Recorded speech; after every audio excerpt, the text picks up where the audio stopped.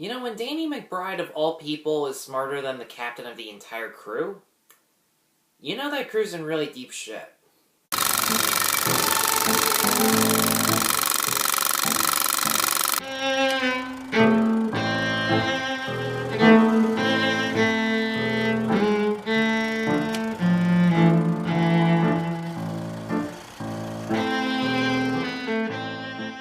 Hi, I'm Tyler, and I'm here to let you know that Alien Covenant is no perfect movie. So Alien Covenant takes place about 10 years after the events of Prometheus, and it centers around the crew of the Covenant, a ship that's out to colonize this one planet that they're en route to.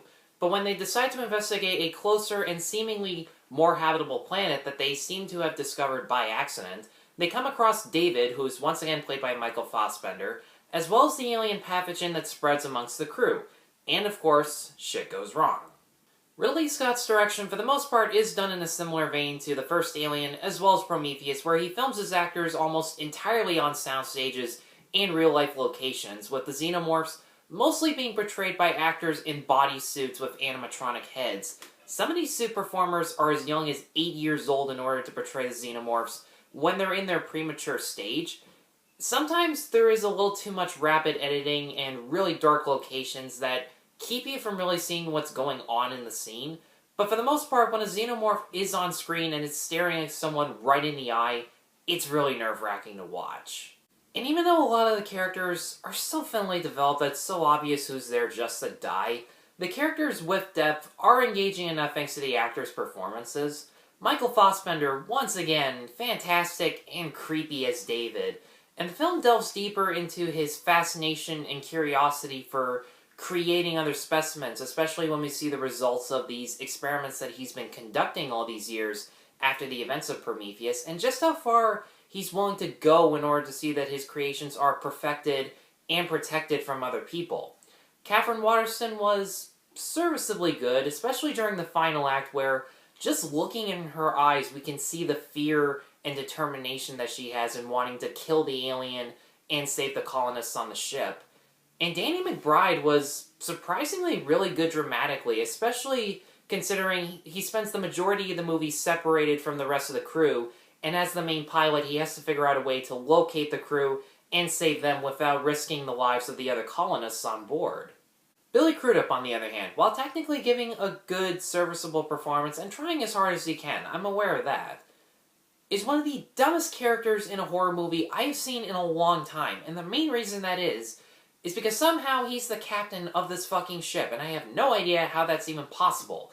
Because no matter how many times Waterston tells him that this planet, which they seemingly discovered by accident and seems to have perfect living conditions, is too good to be true, or when he sees David's unethical experiments on other people, yet still follows him into a cavern that is so clearly a trap, he makes the dumbest decisions every single time, and these dumb decisions are the only thing that moves this story forward and puts the entire crew at unnecessary risk.